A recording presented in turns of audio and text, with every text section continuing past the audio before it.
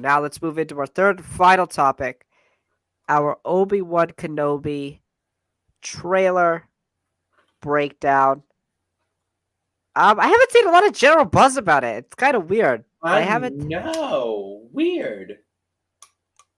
It's just been weird, man. Like they hyped it up like really early this morning. Like I was up at 5 for Moon Knight, and I saw like 2 hours before even that they tweeted out trailer today.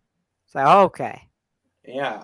I Uh, also I was at school and I was like, ooh, Kenobi trailer. And then I went on Twitter and nobody was talking about it. And I was just like, okay, I'll just live in this cave of sadness by myself then.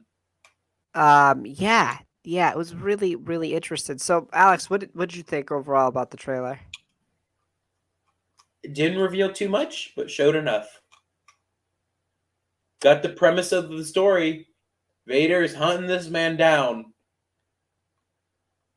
I love the seeing of putting Vader together.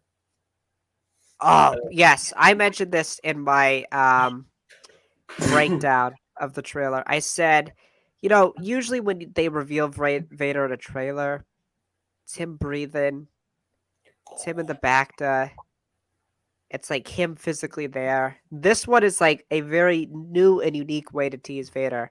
It's him having the cybernetics put on him, just in a new, unique way. I really love the tease to Vader here. Having Yeah. them put the iconic button box. Still don't know what it does.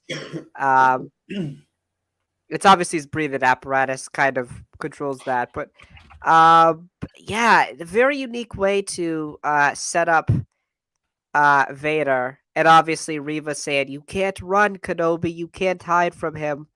You Um, cannot hide from him. very very good setup. My It next question is from it. it is his primary life support. My next question is, what do you think of the Grand Inquisitor look now? Didn't mind it the first time, don't mind it now.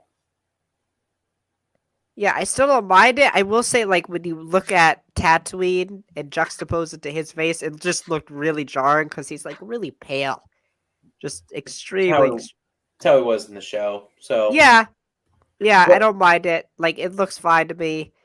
Um, and I think I, that the other thing that a lot of people need to remember is that his head is practical.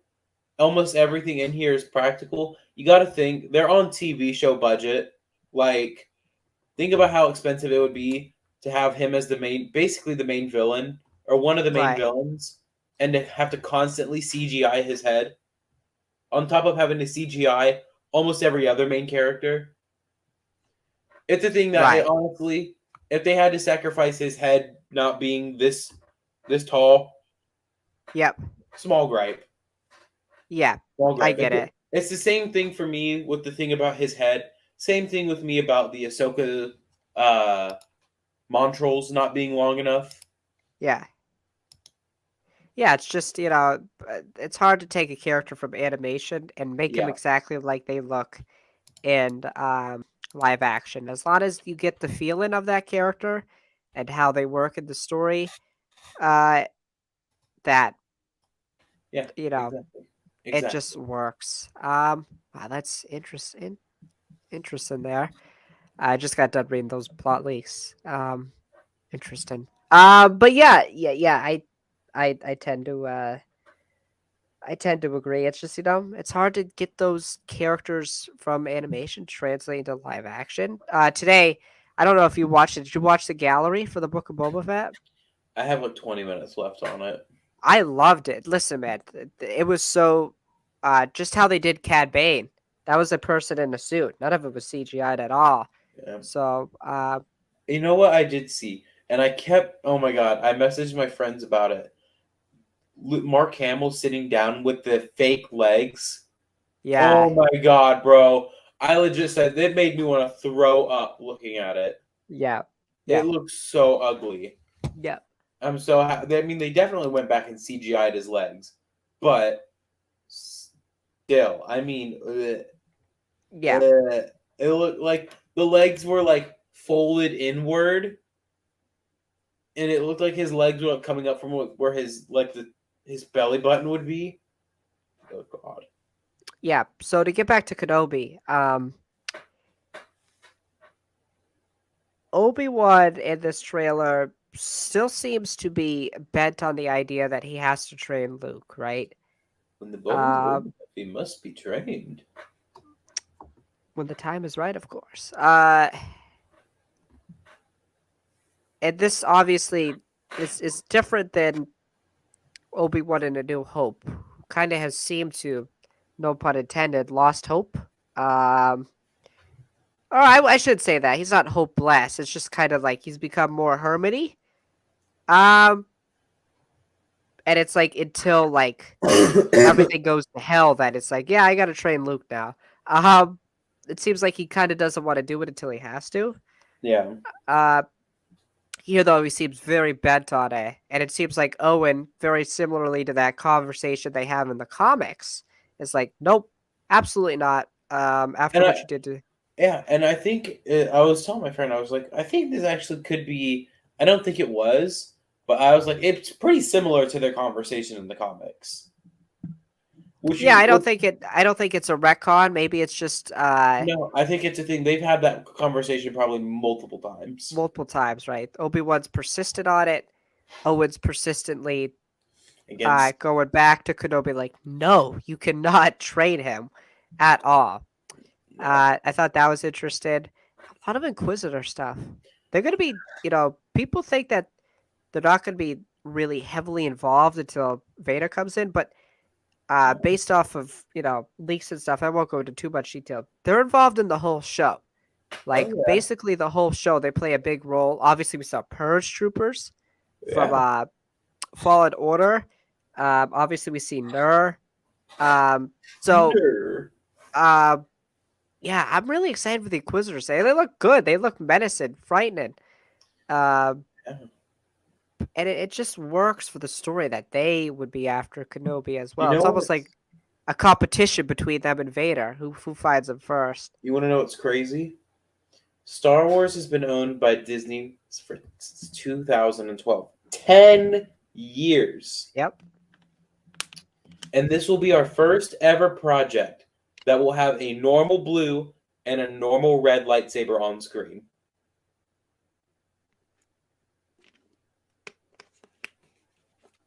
Like fighting each other. Not in animation, in live action. Rey and Kylo. Kylo's wasn't a normal lightsaber because it was the crossguard with the three, and it was a Oh, crackle okay. blade. I'm talking about normal, straight up normal blue, normal red, no alters to the lightsaber, no weird, funky business. Really get back to my. I'm not gonna say how it should be because Star Wars is for everyone and it's different interpretations, but how it originated, I should say, how it all started. It's kind of full circle. It's just obviously it's full circle for us as kids. We grew up with Revenge of the Sith and Clone Wars and these characters, and it's just gonna tie everything up. It's just Yes, so special. It's just such a special time, man. It's I can't stop like no, today I'm like, we're 23 days away from seeing something that I don't know, Alex. We've wanted to see for ever since Disney acquired Star Wars, and just in general, ever since I was a kid, we've always wanted to see this. ever since like I would say for me, I'd always wanted to see Kenobi like movie or something. Shit, I'd say since like Clone Wars ended originally, Right, right, yeah. And or I I'd kind of even want this to be it for these two characters. I want this to be. nah. I wouldn't say it. I would want I to don't see need. more of Anakin and Obi-Wan during their training years together, but like on screen wise, nah. I think this should be it. Oh yeah, yeah, for sure. Kumail Nanjiani, we see his character for the first I time thought he was gonna be a droid. in a brief shot. I love Kumail. Obviously, great as what's his name in Eternals? Kinko. Kingo, Yeah. who we see by the way in a Guardians, I think. Guardian? No. Yeah, no, yes. A Guardians Volume 3 or Hollywood Holiday special thing. We see it in someone's project. We see a Kingo poster in the background. Uh, but yeah, obviously Kumail's character, we see the bounty hunters that are gonna help hunt Kenobi. Um, Loved his mugshot, by the way. I yeah, loved it's how just badly photoshopped it looked. Like it looked good for the Empire, or right, it looked bad for the Empire. right, Like it looked like, man, they just hired some random guy off the street to be like, hey, can you like key out his background? right. Also, why did the Jedi take pictures of themselves? Wait, you do think the Jedi had photo day? Can't. Sorry, I didn't know we had picture day for the Jedi. Yeah, I guess they did, man. I guess they did. Um, he also uses a blaster. I want him to make a joke of when he kills somebody with it. It says so So uncivilized. uncivilized. He kills someone. He's like, "I'm sorry, I had to kill you in this very uncivilized way." He's gonna use a blaster a lot. It looks like that whole time he's on the Han Khan uh type planet. It looks like he's gonna use a blaster. I honestly think he's not going to use a lightsaber until he fights Vader.